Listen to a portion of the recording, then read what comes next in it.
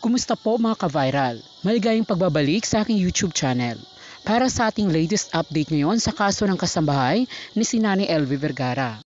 Habang buhay na pagkabilanggo at walang piyansa ang kinakaharap ngayon ng mag-asawang Ruiz sa kasong illegal detention na isinampa sa kanila ng Commission on Human Rights at ng mismong biktima na si Elvie Vergara.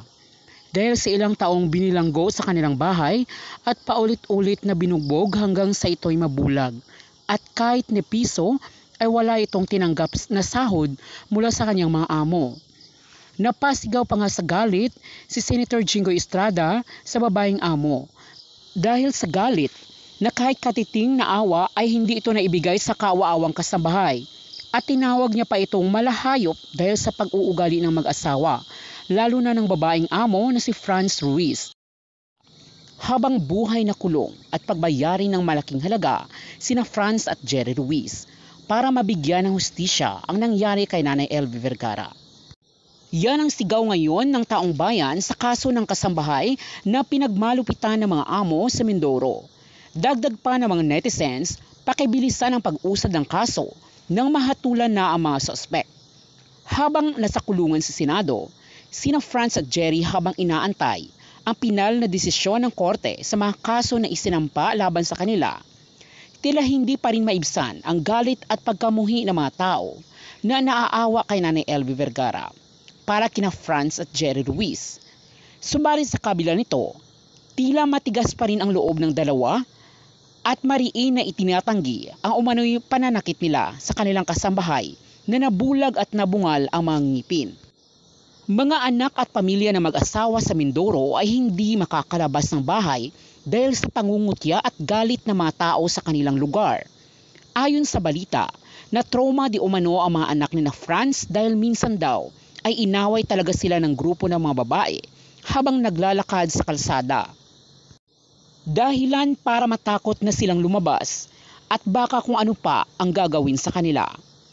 Nais naman umapila na mag-asawa na bigyan ng maximum protection ang mga anak dahil sa ngayon ay nakahiwalay ang mga ito sa kanila. Bagay na hindi pinaboran ng mga otoridad. Alam ng mga tao sa lugar nila na kilala ang kanilang pamilya at marami din ang kanilang mga kamag-anak na sasagip at poprotekta kina Danica at sa kapatid nito. Samantala si Nanay Elvie noong namasukan sa kanila ay walang sinuman ang tumulong sa kanya habang minamaltrato ito sa kanilang bahay.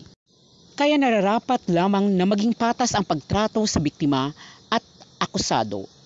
Sa ilang taon na paninilbihan ng pobreng kasambahay sa mga Ruiz ay walang sinuman na naglakas loob na tulungan ang babae kahit alam na nila ang dinadanas doon sa kanilang tahanan.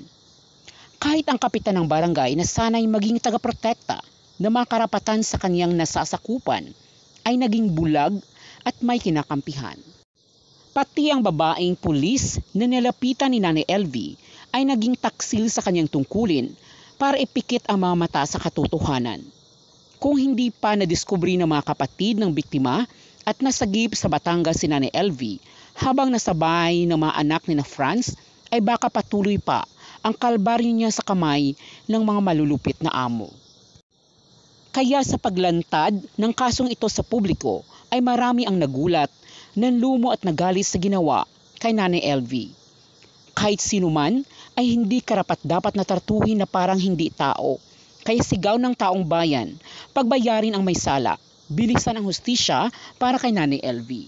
At yan nga po ang ating latest chika ngayong araw patungkol sa kaso ng kasambahay ni si Nanay Elvie Vergara.